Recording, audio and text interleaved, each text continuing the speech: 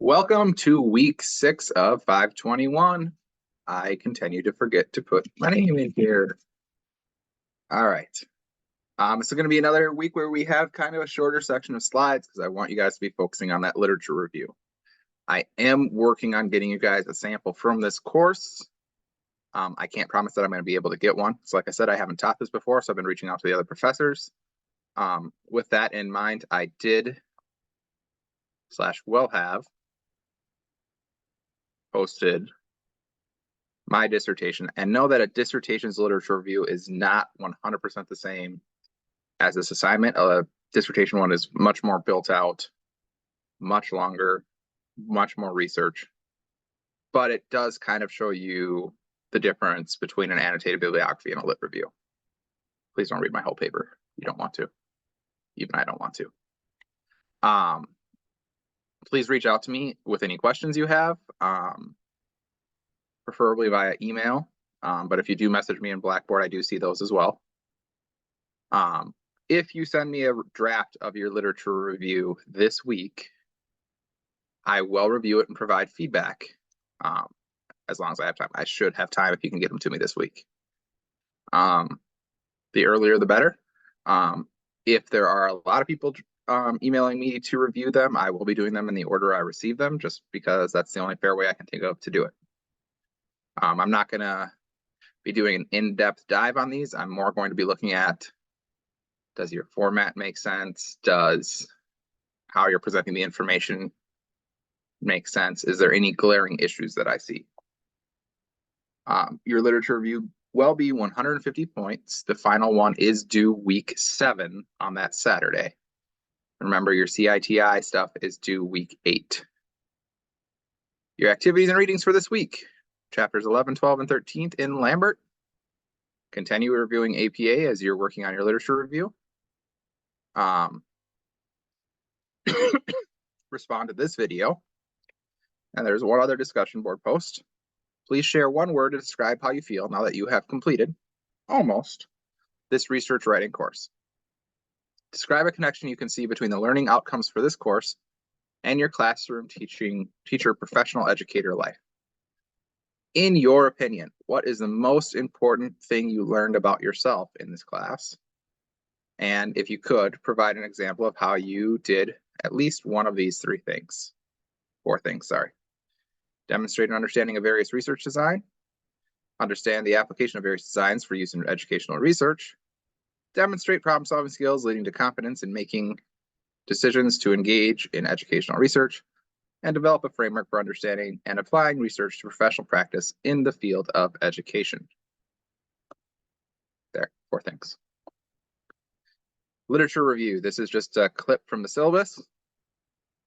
To remind you again, it's a written narrative. It examines, summarizes, and synthesizes. So it's not just an annotated bibliography or a separate list of study.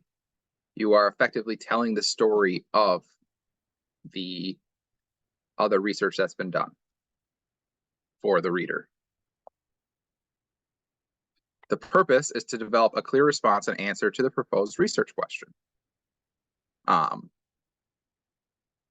mean, you might not find an answer. If, for example, if you look at my dissertation, there was not an answer in the research. There was probable answers, but the research still need to be conducted.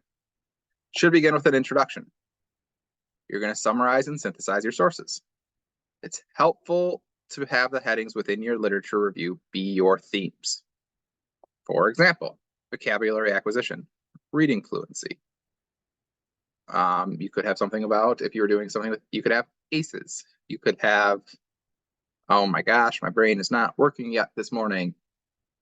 It's Super Bowl Sunday and I'm not thinking about football at all. I'm trying to think about words for this. Welcome back to that. End your paper with a conclusion. Resiliency. Gosh, I couldn't think of the word resiliency.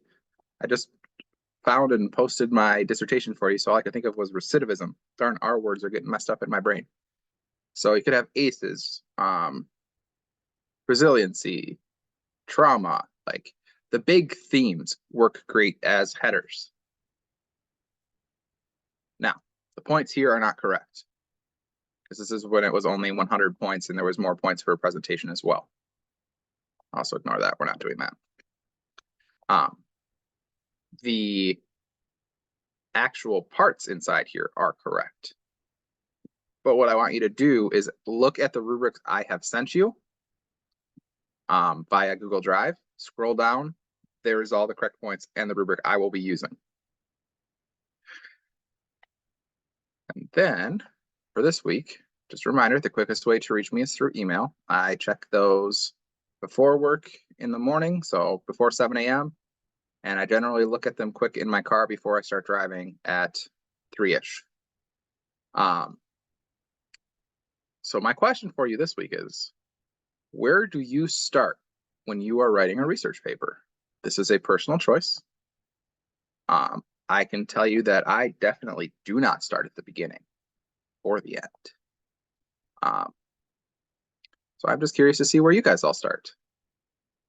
I tend to pick a theme and go with that until I run out of ideas on the theme and switch to another theme. I keep popping around until, I might finish a theme, move on to others, find some more things and research on that other theme, go back to it. But I don't write my introduction or conclusion until almost the rest of the paper is done. If you have any other questions, reminder, just email me and have a great week.